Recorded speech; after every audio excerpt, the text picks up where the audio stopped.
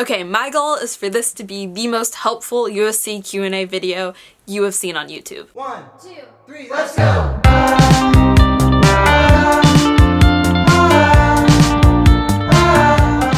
Hey guys, it's Charlotte and welcome back to my channel. So in today's video, I am answering every question you can think of about USC. And this is mainly for people who have gotten in and just want to know what life is like at USC. And if I didn't answer all of your questions in this video, just leave a comment down below and I would be more than happy to answer any questions that you have. Okay, so we are going to start off with the first section, which is just about your living situation on campus. There are basically two different types of dorms that you can live in, and those would be normal dorm style and suite style. So dorm style, that is where it's usually you and one other person. You have your own little room. Basically, it's just a big hall with a bunch of rooms, and you get to know everyone in your hall. People usually have their doors open. It's very social. You get to pop into other people's rooms, and in this case, you will have a communal bathroom. Dorm style also does not have AC, which can be a big downfall. But then when you have suite style, you are with a bunch of people, multiple rooms with like a little common room. It's not an apartment, you don't have a kitchen, but you will have AC and you will have a bathroom within your suite, so you're just sharing with your other suite mates and you're not sharing with your entire hall. My big downside with it is I feel like it's a lot less social, just because you really get to know your suite and you often don't get to know people in other suites. Now, this totally depends on your personal USC experience, but the overall consensus from what I heard is when you live in dorm style, you get to kind of pop into other rooms, and when you live in suite style, you just kind of know the people in your own personal suite. Now we're going to go into the actual different dorms on campus and my personal opinions and maybe, I guess, stereotypes of each of the dorms. There are 3 suite style dorms that you can live in on campus, and those would be the McCarthy Honors College, Floor Tower, and Parkside. With the McCarthy Honors College, you obviously can only live there if you are an honors student. That is located in the USC Village. Really, really nice amenities. It's like the newest building that they have. Parkside is great because it's right on top of the Parkside Dining Hall, but it's kind of in like the furthest corner of campus. It's pretty far from like the USC Village, the Row, like anything north of campus. It's located in kind of the south corner. And then Floor Tower, a lot of people like it. It's a very tall building, so people can get really pretty views from there, and it's located right on top of Cafe 84, which is one of my favorite study spots. People just tend to enjoy either dorm style, or if they go suite style, they feel that Parkside has better amenities. Okay, so now going into the dorms. So you have a lot of options for dorms. You have Burncrant, New North, and South, which includes Pardee, Marks, Tower and Hall, and Trojan Hall.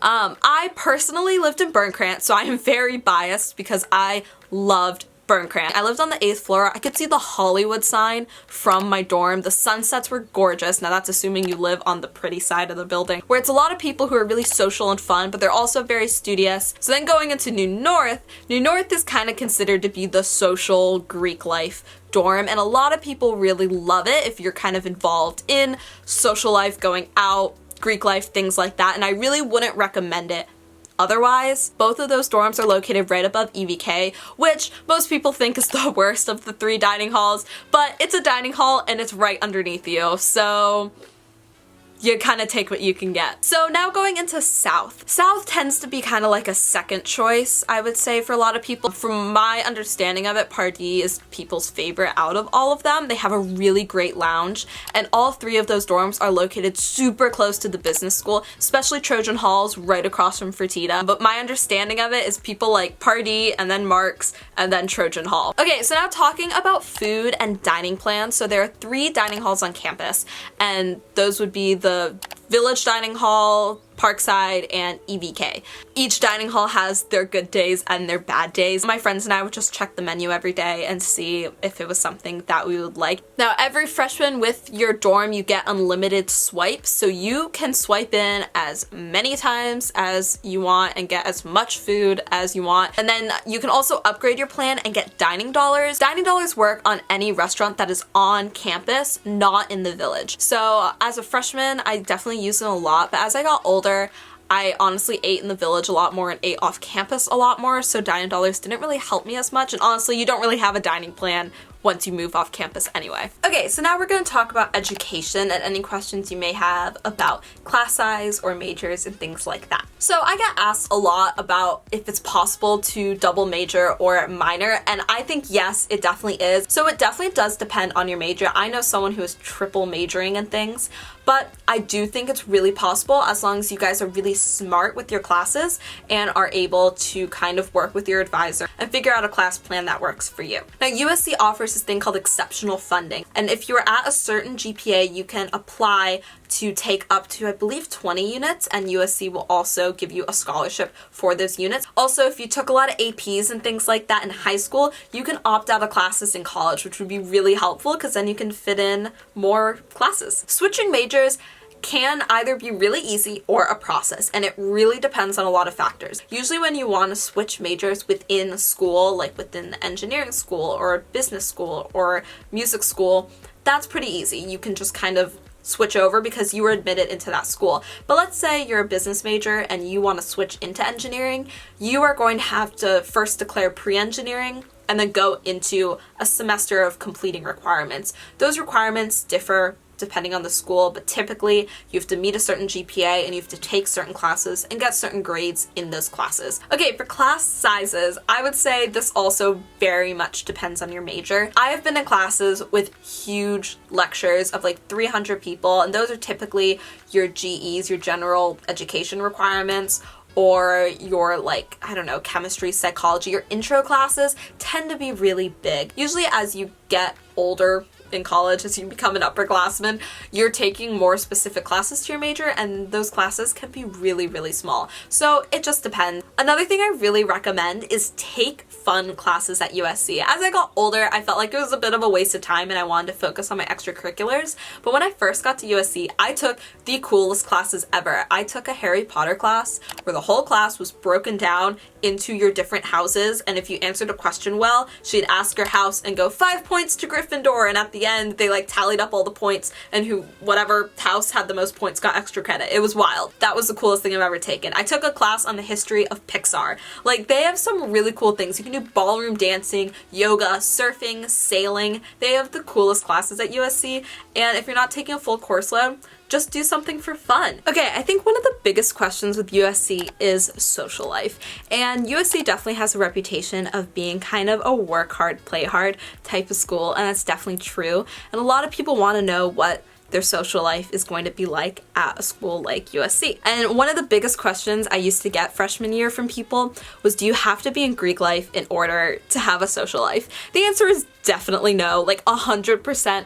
No. If you're not interested in Greek life, you do not have to join it. I was not in Greek life my first 2.5 years of college. I just joined this semester. Now, I will admit, if you are interested in the whole frat party scene, that if you're a girl, doesn't matter if you're in Greek life or not, you can most likely get in. But if you are a guy, I will admit, it's a lot more difficult to go to frat parties. You have to know someone in the house, they have to put your name on a list, and you usually have to pay at least $25.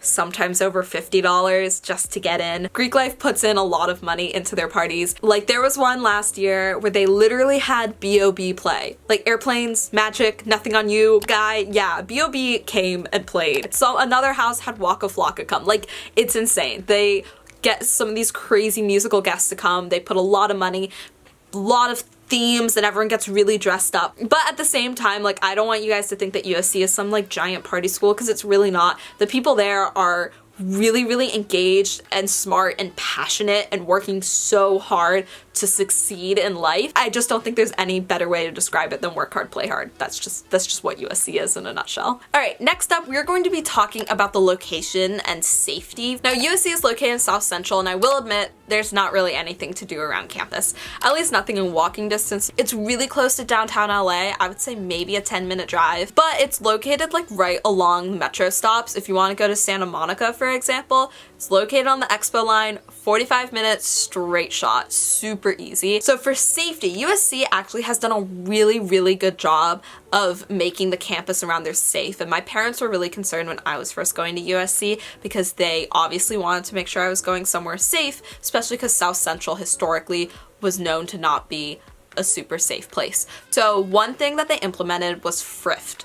And that is where USC pays for your lifts within a 2-mile radius from campus. And it's from a certain time. It's usually from 7 p.m. to 2 a.m. Everybody uses it. That way, like, I don't have to walk to my off-campus apartment, like, as a girl in LA alone by herself at night. Like, I just get in a Thrift and I just get home in like 3 minutes. And then they also have yellow jackets who are dressed in like red and yellow like windbreakers, and they're located all around the surrounding area of campus. There's a map online of where they're usually located in case they see or hear anything, or if you need help, they're just there. They're usually stationed like as soon as it gets dark until like the early mornings. There have been multiple times where I've been walking back really late at night, and maybe it's after Thrift hours and I don't want to pay for a lift, and I just know I feel safe because there are yellow jackets around in case something happens to me. There's someone in like earshot. USC also is like kind of gated around, and normally those gates are open and people can walk in at any time. After 9 p.m. on the main campus, and I believe it's 10 p.m. on the Village, they'll close those gates and they'll have guards standing there, and you have to show your USC ID to get in, which is really nice. That way like other non-USC students can't come in. If you want to bring a non-USC student in, you simply fill out a form and show them the form. Okay, I feel like financials is a big thing that people tend to avoid when they're talking about just stuff with USC. If you want a breakdown of tuition costs and everything, that's on USC's website. It does increase every year, but they do break down how much they think your books will cost and your housing and just basic tuition and your dining plan and things like that. USC does a really good job of offering merit scholarships if you apply before a certain date. If you apply before a certain date, I want to say December 1st, but it could be different every year, so don't take my word for it. You are automatically put into like the scholarship selection pool. There's also a lot of financial aid that you guys can apply for. Make sure you appeal if you don't get the amount that you feel like you deserved or need. And there are also tons of just random scholarships online that you can sign up for and apply and write essays and get, I don't know, $1,000 here or there. Every little bit adds up and can help in the long run. Now, another thing with tuition, I've gotten this question a bit too, is USC is a private university, so it does cost the same whether you live in state or out of state. Okay, now we're gonna talk about extracurriculars and essentially just getting involved on campus. So people often wanna know if it's possible to get an on-campus job, and it 100% is. At the beginning of the year, they usually have a work-study fair. So if you have work-study, I would say it's super easy to get an on-campus job because they prefer work-study students. I personally do not have work-study, so I assumed it was going to be really difficult for me to find a campus job, but it actually wasn't that hard. My junior year, I ended up working for JEP, which is the Joint Educational Project on campus. Was able to get that job by just asking my friends, and they referred me, so that's one way that you can do it. Another way is you can go to Connect SC, and that's a great job portal. That job portal doesn't just have campus jobs though, it has internship opportunities and other things that companies are putting on there for specifically USC students, and you can do on-campus internships and tons of stuff like that. I'm gonna include study abroad and extracurriculars too. So I do think it's really possible to study abroad. A lot of people do it. People tend to do it their like spring semester of junior year. No one really goes in the fall because we all love game days and we all love football, and I think most people agree that fall is like the best time at USC, so very few people are gonna go abroad in the fall. Most people go in the spring. And it's usually pretty easy to apply. They have you usually put down your top choices, so you might not get your top choice. I personally went abroad in the summer, and the engineering school Viterbi offers a summer program, and that was great because I got some classes out of the way during the summer and I was able to still take my core engineering classes at USC. But even if you are an engineer or a more difficult time-intensive major, it's still possible to study abroad. You just have to tell your advisor as soon as possible so they know to work that into your schedule. Now, getting involved. Basically, just sign up. Go to the involvement fair. I was so afraid as a freshman to go to the involvement fair, and I don't know why. Just go with friends. It's so much better when you go with friends, but it's definitely super possible to get extremely involved at USC. It's a great campus life, and people just love getting involved and giving back and doing different things. They have clubs for everything you can imagine. Okay, lastly, I'm going to talk about some things you're going to do or need to do before school starts. And these are for people who have gotten in, and this is just like typical questions they might have. So starting off with orientation, you have a lot of different orientation dates to pick from, and you can either go on campus or you can go to a like orientation near you. Like I had friends go to the New York one because we were from DC. I don't know if any of those are happening this year because of Corona, sorry. I really recommend going to the one on campus, and while you're there orientation, they have a whole schedule for you and it's all planned out, and then you are going to also be signing up for your classes then. So they're going to give you a specific time, you go to a room, you take out your laptop, and you log on to the web reg and start signing up for classes. They close it down for everyone except you guys so that upperclassmen can't be stealing your classes while you guys are signing up. So if you just leave that day with your not ideal schedule, it's not the end of the world. You can change it as many times as you want until classes start. And even when classes start, there's like a 2-week add drop period where everyone's like switching and everything going around. All right, move-in day, really busy, but I made a huge move-in day video like explaining all the tips, and it was actually sponsored by USC themselves, so I'm going to have that linked up in the cards over here. Just be sure to go check out that video. It gives you a ton of tips. It's a really old one, but it gives you a ton of tips that are still relevant. And then finally, roommates. A lot of people will join the class of whatever Facebook page. Find yourself a roommate, maybe do your own posting and find yourself a roommate. I honestly recommend you go random. That's what I did. Worked out great. We were really good roommates. We lived together freshman and sophomore year. I think going random is really underrated and a lot of people don't do it, but it's just your roommate. It's not the end of the world because you're not always going to be best friends with your roommate, and that's fine. It's just how life is. So I hope you guys enjoyed this video. If I didn't answer all of your questions, then just leave a comment down below and I will 100% answer it. And I will see all of you guys next time for my next video. Bye.